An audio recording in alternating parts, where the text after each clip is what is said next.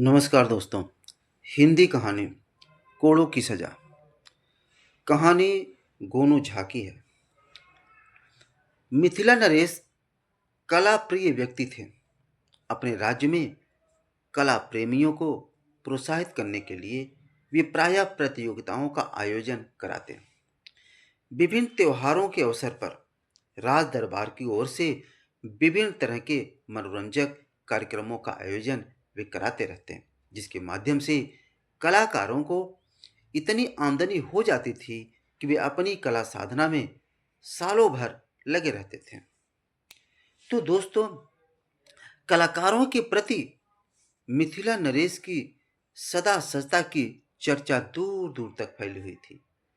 बाहर से आने वाले कलाकारों के लिए मिथिला नरेश का दरवाजा हमेशा खुला रहता था। प्रायः कलाकार किसी आवश्यकता के समय में राज दरबार जाते और मिथिला नरेश के समक्ष अपनी कला का प्रदर्शन कर उनसे कुछ न कुछ पारितोषिक प्राप्त कर लौट आते। मिथिला नरेश ने आगंतुक कलाकारों की सुविधा के लिए एक कक्ष का निर्माण कराया था। आगंतुक कलाकारों के स्वागत तथा मिथिला नरेश से उनकी मुलाकात कराने के लिए एक कक्षपाल की नियुक्ति उन्होंने की थी। मिथिला नरेश ने बाहर से आए कलाकारों और मिथिला के जरूरतमंद कलाकारों से किसी भी क्षण मिलने की अपनी स्वीकृति दे रखी थी, लेकिन उन्होंने कक्षपाल को यह अधिकार भी दे रखा था कि वह यह जांच परख ले कि कलाकार वाकई कला साधक है और जरूरतमंद है। इस व्यवस्था से कुछ दिनों तक तो सब कुछ ठीक चला, किंतु जब कक्षपाल ने देखा कि मिथिला नरेश से मिलकर लौटने वाले कलाकार तरह तरह के उपहार प्राप्त कर वापस आते हैं, तो उसने सोचा कि यदि वह इन फटीचर से दिखने वाले कलाकारों को महाराज से मिलने की स्वीकृति प्रदान नहीं करे तो क्या उन्हें ये पुरस्कार मिल सकेंगे? नहीं। फिर उसके मन में विचार आया कि क्यों न वह इन आगंतुकों से सौदा करे कि महाराज से मिलना है तो उनसे प्राप्त होने वाली पुरस्कार राशि का 25% वे कक्षपाल को प्रदान करें। और इस निर्णय पर पहुंच जाने के बाद दूसरे ही दिन से कक्षपाल कलाकारों से उनकी पुरस्कार राशि का 25% वसूलने लगा। कुछ दिन यूं ही बीते। कक्षपाल के रुतबे में फर्क आ गया। कहा उसे कलाकारों के स्वागत के लिए नियुक्ति किया गया था और कहाँ वह कलाकारों से दबकता से पेश आने लगा। उसके कर्तव्यों में यह बात शामिल थी कि मिथिला नरेश से मिलने की इच्छा रखने वाले कलाकारों की वह जांच परख कर ले कि वह वाकई कला साधक है या नहीं। मगर वह इस नीति वाक्य को भूलकर हर उस व्यक्ति को महाराज से मिलने की इच्छा पूरी करने लगा जो उससे 25% का भुगतान करने को तैयार हो जाता। बाद में उसका साहस और बढ़ गया जब कुछ लोगों ने मिथिला नरेश के दरबार में प्रवेश के लिए उसे अग्रिम चढ़ावा देने की पेशकश की।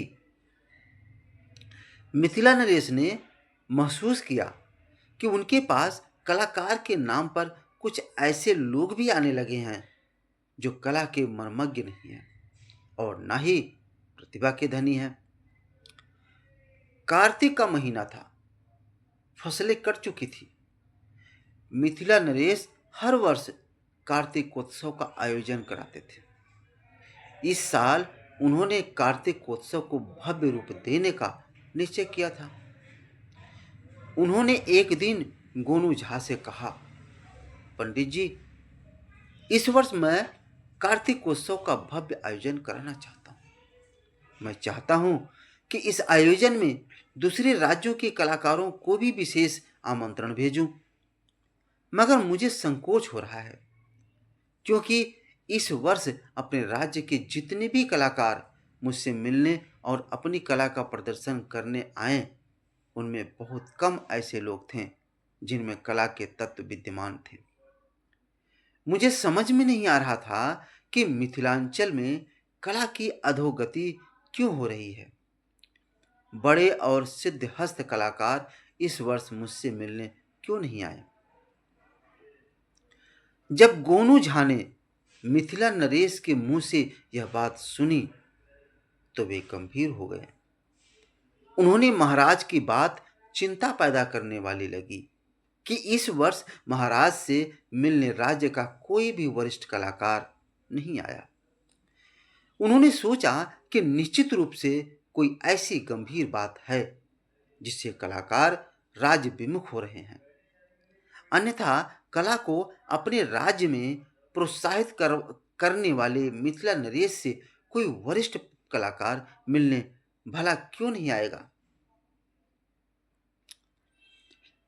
गोनू झा ने मिथिला नरेश से कहा, महाराज, आप कार्तिकोत्सव की तैयारियों का निर्देश जारी करें और मुझे 1 हफ्ते का समय दें। मुझे नहीं लगता कि 1 वर्ष में मिथिला में कला की अधोगति हो गई है।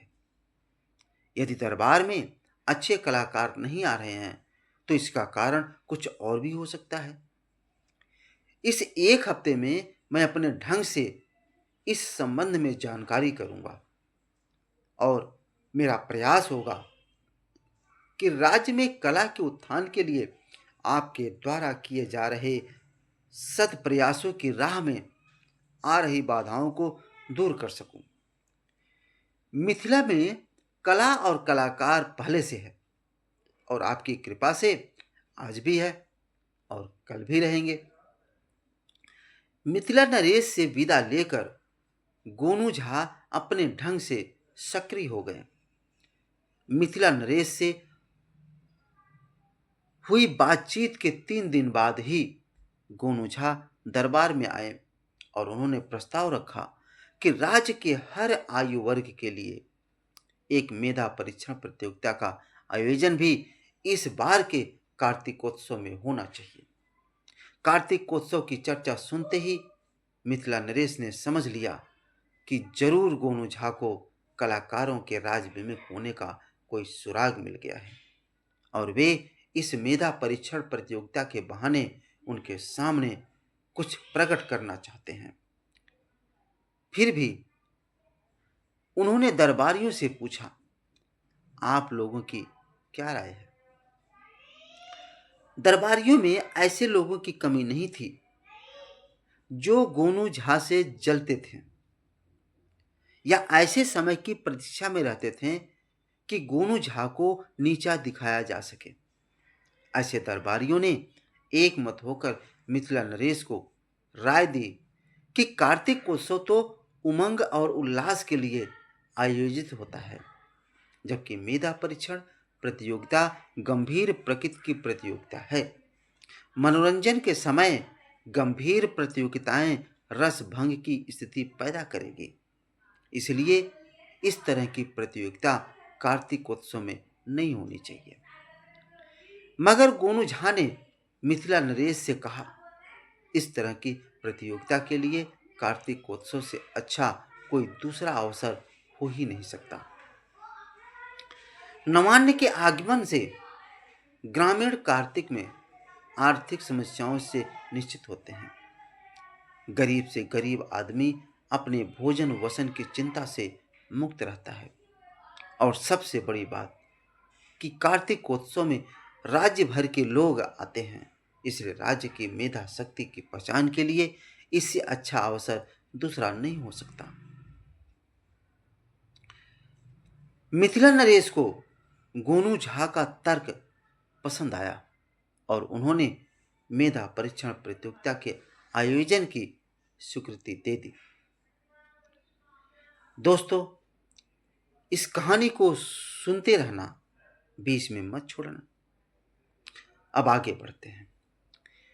इस स्वीकृति के तुरंत बाद गोनू झा ने मिथिला नरेश के सामने इच्छा जताई, महाराज, मैं भी इस मेधा परीक्षण प्रतियोगिता में भाग लेना चाहता हूँ। दरबारियों में जैसे ही गोनू झा को महाराज से यह कहते सुना कि मेधा परीक्षण प्रतियोगिता में वह भाग लेना चाहते हैं, तो उन्होंने विरोध करना शुरू कर दिया कि इस तरह की किसी भी प्रतियोगिता में राज दरबार का कोई भी व्यक्ति शामिल नहीं हो सकता। लेकिन गोनू झा ने पुनः मिथिला नरेश से कहा, महाराज, मैं इस प्रतियोगिता में अपनी मेधा की वास्तविक क्षमता की पहचान के लिए भाग लेना चाहता हूँ। मुझे पारितोषिक की अभिलाषा नहीं है। उन्होंने दरबार में घोषणा की कि दरबारी यदि उन्हें इस प्रतियोगिता में शामिल होने के लिए इस शर्त पर स्वीकृति प्रदान करें कि वे कोई भी इनाम ग्रहण नहीं करेंगे, तो वे उनके आभारी रहेंगे। इस पर दरबारी शांत होकर अपने आसनों पर बैठ गए। महाराज ने गोनू झा को मेधा परीक्षण प्रतियोगिता में भाग लेने की स्वीकृति दे दी। इसके बाद 4-5 दिन बाद मिथिला का प्रसिद्ध कार्तिकोत्सव प्रारंभ हुआ। एक पखवाड़े तक चलने वाला इस आयोजन में राज्य भर के कलाकार तो आए ही, राज्य के बाहर के भी विशेष आमंत्रित कलाकारों ने अपनी कला का प्रदर्शन किया। कार्तिकोत्सव के समापन समारोह के दिन पुरस्कार वितरण की व्यवस्था के लिए विशेष रूप से बनवाया गया बृहद पंडाल खचाखच भरा था। मिथिला नरेश पुरस्कार वितरण के लिए स्वयं मंच पर आसीन थे। सबसे पहले मेधा परीक्षण प्रतियोगिता के परिणाम सुनाए गए। गोनू झा का प्रदर्शन सर्वश्रेष्ठ निरूपित हुआ था, लेकिन उन्होंने घोषणा कर रखी थी कि पुरस्कार नहीं लेंगे। इसलिए उनके बाद प्रथम, द्वितीय और तृतीय स्थान पर आए लोगों को पुरस्कार दिए गए। इस पुरस्कार वितरण के बाद मिथिला नरेश ने अपनी ओर से गोनू झा को कुछ इनाम देने की इच्छा जाहिर की। तब गोनू झा ने कहा, यदि महाराज मुझे कुछ देना चाहते हैं तो मुझे मुंह मांगा इनाम दें। उनकी बात सुनकर पंडाल में बैठे दरबारियों में कानाफूसी होने लगी। अंततः मिथिला नरेश ने गोनू झा से पूछा, हाँ पंडित जी, आप बताइए कि आपको क्या इनाम चाहिए। गोनू झा ने कहा, मुझे नंगी पीठ पर 1000 कोड़ा का इनाम दें। उनकी यह मांग सुनते ही पंडाल में सन्नाटा छा गया। पंडाल में बैठे ईर्ष्यालु दरबारियों के मुंह खुले के खुले रह गए। गोनू झा की मांग इतनी अप्रत्याशित थी कि दरबारियों की समझ में नहीं आया कि आखिर गोनू झा इस तरह 1000 कोड़ों की मार क्यों खाना चाहते हैं। 5-10 कोड़े में तो आदमी बेदम हो जाता है, और गोनू झा 1000 कोड़े खाएंगे। यह आत्महत्या नहीं तो और क्या है। मिथिला नरेश भी हतप्रभ थे। उन्होंने गोनू झा से कुछ और मांगने को कहा, मगर गोनू झा ने कहा, महाराज, आपने मुझे मुंह मांगा इनाम देने की घोषणा की है, अतः उससे मुकरे नहीं। मुझे 1000 कोड़ों का इनाम चाहिए, नंगी पीठ पर, और कुछ भी नहीं। अंततः मिथिला नरेश ने गोनू झा की पीठ पर 1000 कोड़े लगाने का निर्देश दे दिया। कोड़े लेकर 2 मुष्टंडे सिपाही मंच पर आ गए। तब गोनू झा ने मिथिला नरेश से कहा, पंडाल में अगली पंक्ति में बैठे कलाकार स्वागत कक्षपाल को पहले मंच पर बुलाया जाए। मिथिला नरेश समझ चुके थे कि गोनू झा अब उनके सामने कुछ रहस्य उद्घाटन करने वाले हैं। उन्होंने कक्षपाल को मंच पर लाने का निर्देश दिया। कक्षपाल जब मंच पर लाया गया तो उसके चेहरे पर हवाइयां उड़ रही थी। कार्तिक के ठंड में भी माथे पर पसीने को बूंदे चुहचुहा आई थी। वह डरा और सहमा सा दिख रहा था। गोनू झा ने कक्षपाल का हाथ फैलाकर मंच पर स्वागत करते हुए कहा, आइए कला पारखी, कलाकार शिक्ष स्वागत। कक्ष प्रभारी कक्षपाल महोदय, बिना आपकी स्वीकृति के कोई राज्य द्वारा आयोजित आयोजित प्रतियोगिता में भाग नहीं ले सकता। आपसे अनुमति मिलने के एवज में अपने पारितोषिक का 25% भुगतान का वादा मैं सार्वजनिक रूप से पूरा कर रहा हूँ, ताकि भविष्य में मेरे लिए भी आप राज दरबार में प्रवेश का मार्ग प्रशस्त रखें। तो दोस्तों, इस कहानी को सुनते रहना, अभी और है। महाराज के कान में जब गोनू झा की बातें पहुंची, तब उन्होंने समझ लिया कि कक्षपाल किस तरह का गोरख धंधा चला रहा था तथा क्यों गोनू झा ने मेधा परीक्षा प्रतियोगिता के आयोजन में शरीक होने की अनुमति ली थी। उन्होंने गोनू झा की ओर देखा, तब गोनू झा ने कहा, महाराज, इस कक्षपाल की पीठ पर 250 कोड़े लगाए हैं। इसने मेरे साथ सौदा किया था कि जो भी पारितोषिक मुझे मिलेगा उसका 25% मैं इसे दे दूंगा। ऐसा नहीं करने पर इसने चेतावनी दी थी कि फिर यह भविष्य में कभी भी नरेश से मिलने का अवसर मुझे प्रदान नहीं करेगा। पंडाल में बैठे कलाकारों ने भी खड़े होकर कक्षपाल की शिकायत शुरू कर दी। दोस्तों, एक ने शिकायत किया तो शिकायतकर्ता की लाइन लग गई। फिर महाराज ने सभी की बातें सुनी। मंच पर ही कक्षपाल को सार्वजनिक रूप से कोड़े लगाए गए और नौकरी से बर्खास्त किए जाने की घोषणा भी कर दी गई।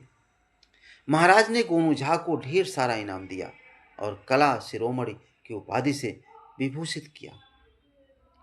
कार्तिकोत्सव में भाग लेने आए कलाकारों ने मुक्त ठंड से गोनू झा की प्रशंसा की और गोनू झा से ईर्ष्या रखने वाले दरबारी अपना सा मुंह लिए लौट गए।